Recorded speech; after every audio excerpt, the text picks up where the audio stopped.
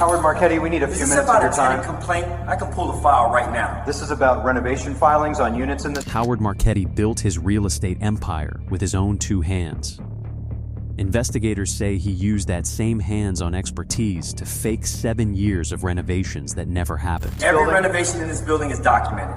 I got the paperwork to prove it. The paperwork is exactly what we're here about. He would not get the chance to explain away one more mismatched photograph before DACR inspectors were standing in a bathroom that still had its original 1980s toilet tank sitting under a renovation claim filed 3 years earlier. Within months, regulators would trace $3.8 million in illegal rent overcharges across 340 tenants. 7 years of fraudulent renovation filings stretched across 4 buildings and 61 individual apartments, built on invoices from a construction company his own family controlled, and photographs of finished model units recycled, cropped differently, to stand in for renovations that were never actually done. Some tenants had been overcharged for years without ever knowing the number on their rent bill wasn't legal in the first place. What began as one inflated boiler invoice would end with a Bronx jury hearing exactly how a landlord who owned 380 apartments had decided which ones were worth renovating for real and which ones were only worth renovating on paper. I need you to sit with this one for a second before we keep going. Some of these tenants paid an illegal rent increase for 6 years without ever knowing it wasn't legal. If that makes you as angry as it makes me, say so in the comments and subscribe. These stories matter. Howard Elliot Marchetti was born in 1963 in the Bronx, New York, the second of 4 children. His father worked as a building superintendent for a mid-sized Bronx landlord for nearly 30 years, and Howard grew up in the basement apartment that came with the job, learning the mechanics of a building, plumbing, wiring, boiler maintenance from his father's own hands before he was old enough to drive. His mother worked as a seamstress out of their apartment, taking in alterations from neighbors to help make ends meet. Howard started working alongside his father as an unofficial helper by age 13, hauling tools and learning to patch drywall and snake a drain. Work that paid him a few dollars here and there, but that he later described as the closest thing he had to a real education. He graduated from a Bronx public high school in 1981 and, rather than pursue college, took a job as an assistant superintendent for a different Bronx property management company, working his way up over the following decade to full building superintendent, then to a regional maintenance supervisor role, overseeing several properties at once by the early 1990s. In 1994, at 31 years old, using savings accumulated over more than a decade of maintenance work, along with a small inheritance from his father, who had passed away the previous year, Howard purchased his first building, a modest 6-unit rent stabilized property in the Bronx that had fallen into disrepair under an absentee owner. He spent the next several years personally renovating units himself between tenant turnovers, building a reputation among Bronx real estate circles as a hands-on owner who understood buildings from the ground up rather than treating them purely as financial assets. By 2002, Marchetti had acquired 6 additional properties and formally organized his growing portfolio under a single entity, Marchetti Residential Holdings LLC, naming himself sole managing member. Over the following decade, the portfolio continued to expand, eventually reaching 14 buildings and roughly 380 units spread across the Bronx and Upper Manhattan by the mid-2010s, a scale that had transformed Marchetti from a hands-on super-turned owner into the head of a genuine, if still modestly sized, property management operation. He married his wife Denise in 1998, and they raised 3 children in a house in the North Bronx that Howard, by then, could easily have afforded to leave for something considerably grander. He was known in his community for sponsoring a local youth basketball league and for personally showing up at his buildings during major storms or heating emergencies well into his 50s, a habit longtime tenants specifically credited when reporters later asked why nobody had suspected him of anything for so long. The scale of the portfolio itself, however, had begun creating financial pressure the 6-unit building he'd started with never had.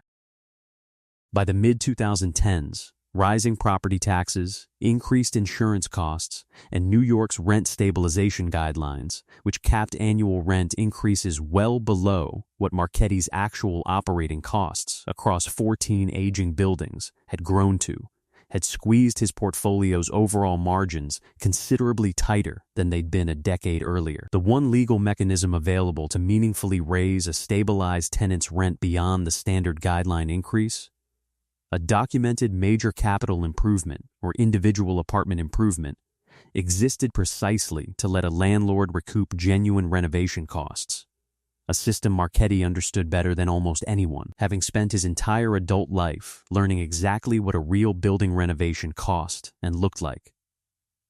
Therefore, in 2017, 23 years into an ownership career that had started with him personally patching drywall in a 6-unit building, Howard Marchetti filed his first fraudulent major capital improvement application, claiming a scope of renovation work considerably larger than what had actually been performed.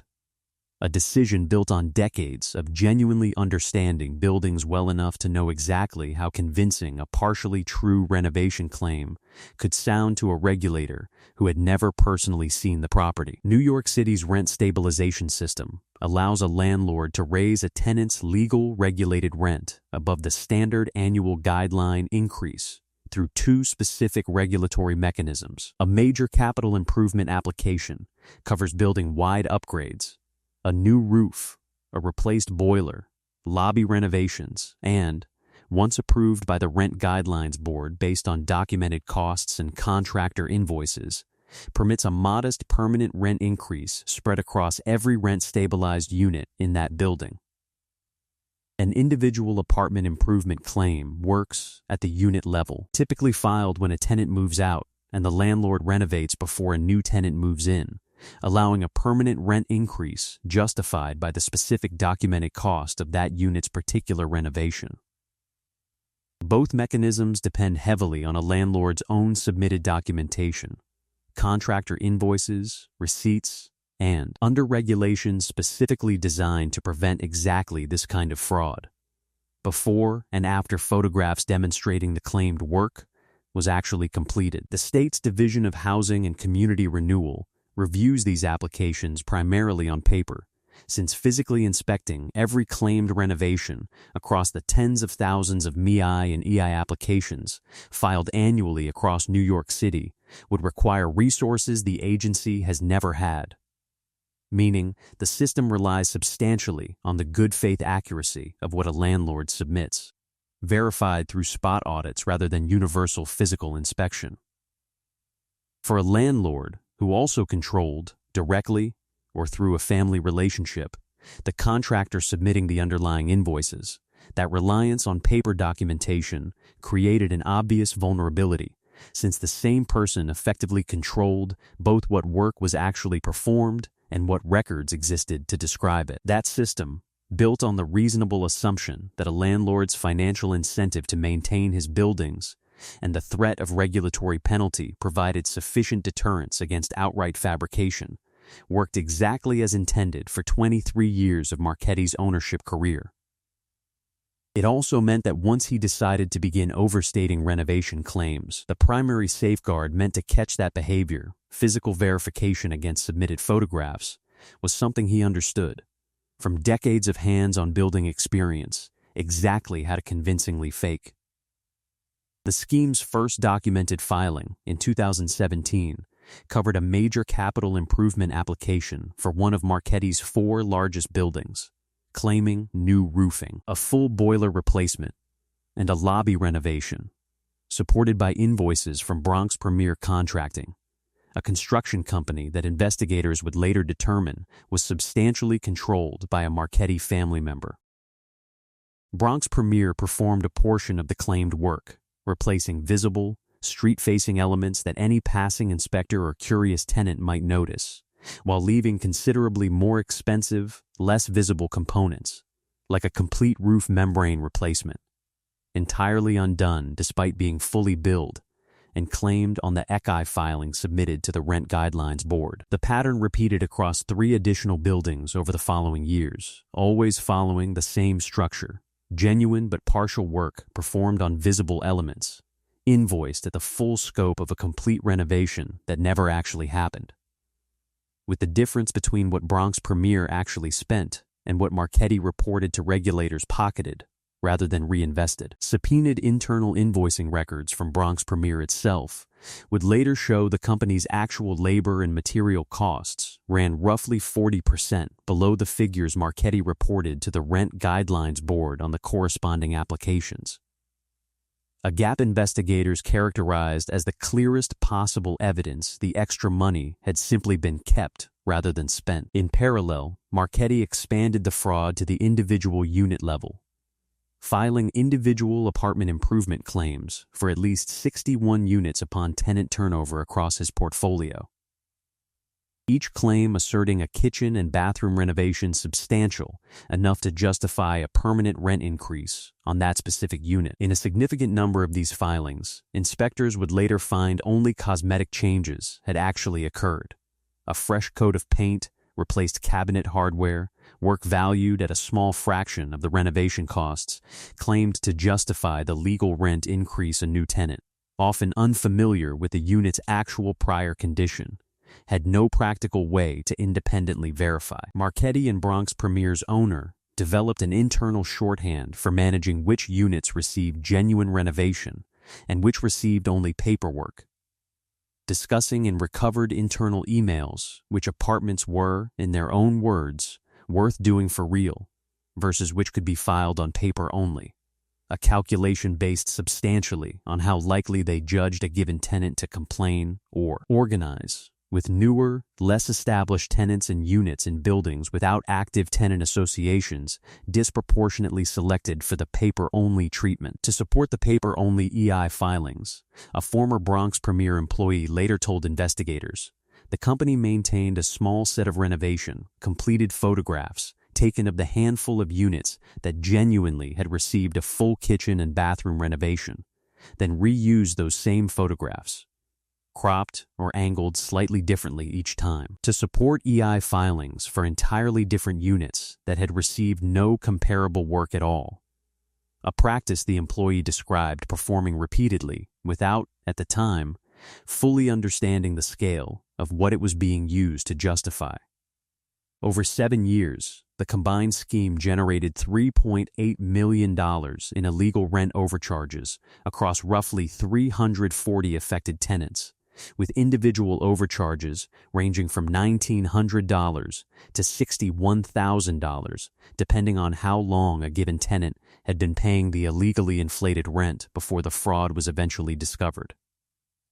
In September 2023, a tenant organizing committee at one of the 4 affected buildings, originally formed to address an unrelated series of heating complaints during a particularly harsh winter, began comparing notes on individual renovation claims after a tenant who was moving out mentioned, almost in passing, that her rent had increased significantly when she'd first moved in, despite what she described to the group as basically nothing having actually been done to the unit beforehand.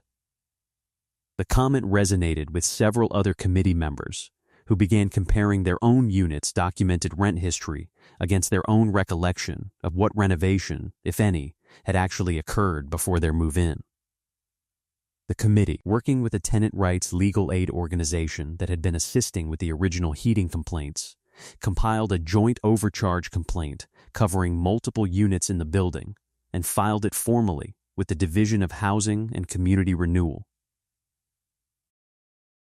The complaint triggered a mandatory DASHUR audit of the underlying EI documentation for every flagged unit, a process that required Marchetti to produce the original contractor invoices and, critically, the before and after photographic documentation landlords are legally required to retain in support of any approved rent increase, documentation that, for several of the flagged units, Marchetti's files notably failed to produce in any form beyond the reused model unit photographs already under scrutiny.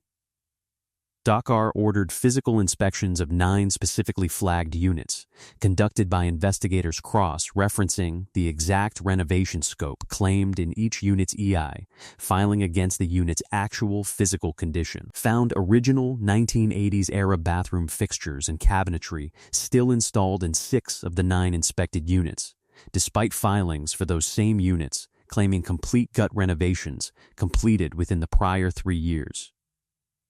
Inspectors specifically documented manufacturer date stamps stamped directly onto toilet tanks and bathtub fixtures that predated the claimed renovation dates by decades. Physical evidence no paperwork could explain away.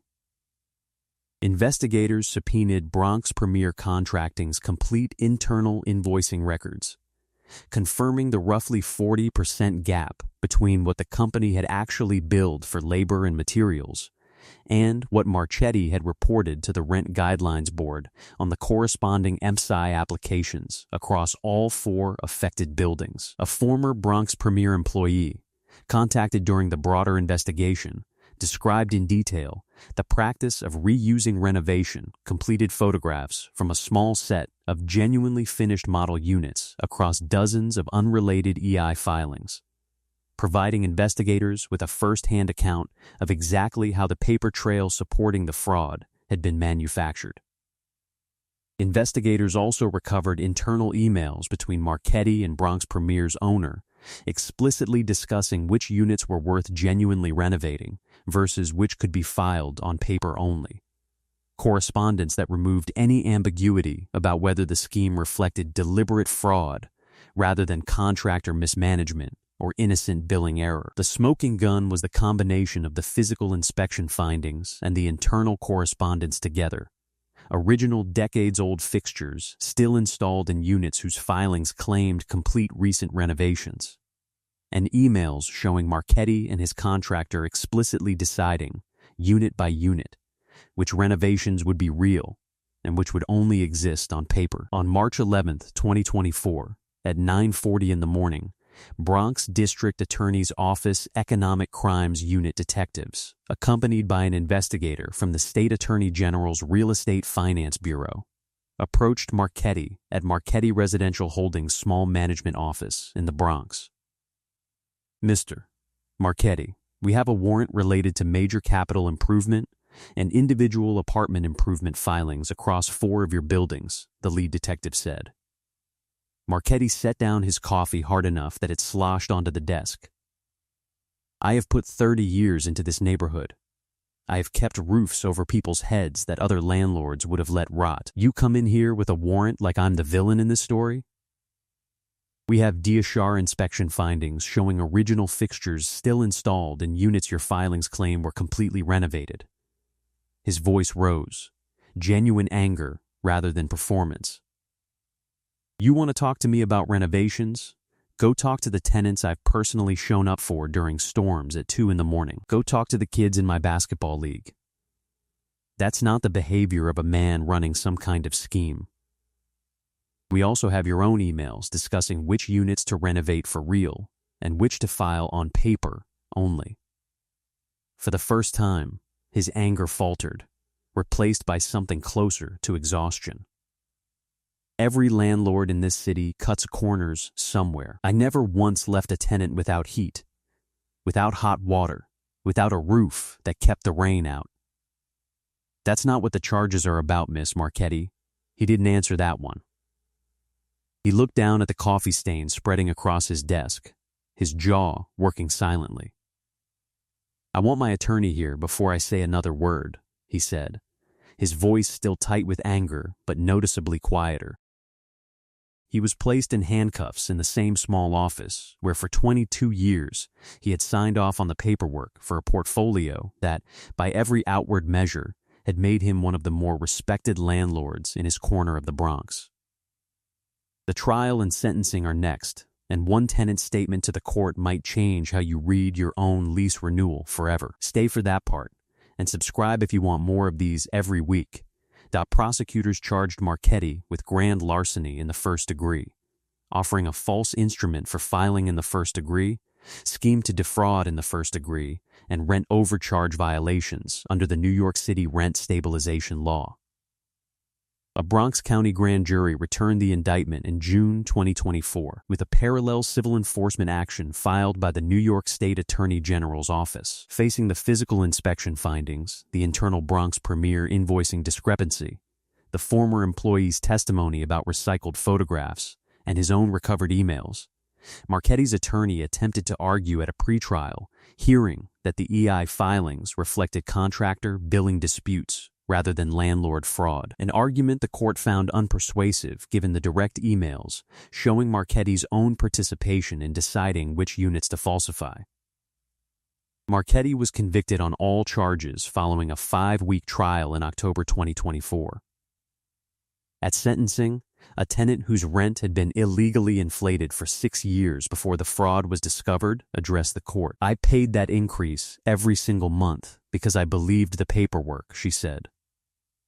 "I never once thought to ask a stranger's landlord to prove a renovation happened in my own bathroom. I trusted the system that was supposed to be checking that for me, and it turns out nobody was checking anything at all until we checked it ourselves." The court sentenced Marchetti to an indeterminate term of 5 to 15 years in state prison and ordered $3.8 million in restitution to affected tenants to be enforced jointly through the criminal court and the ongoing DACR civil overcharge proceeding. The court additionally ordered forfeiture of his ownership interest in the 4 most severely affected buildings to a court-appointed administrator, and issued a permanent prohibition barring him from ever managing or holding an ownership interest in any rent-stabilized property in New York City again. The 4 forfeited buildings were placed under administrator oversight to begin correcting 7 years of falsified rent rolls, a process regulators estimated would take years to fully untangle across the roughly 340 affected tenancies. He spent 30 years being the landlord who actually showed up. The case waiting on the right-hand side shows what happens when showing up becomes the cover story instead of the whole truth.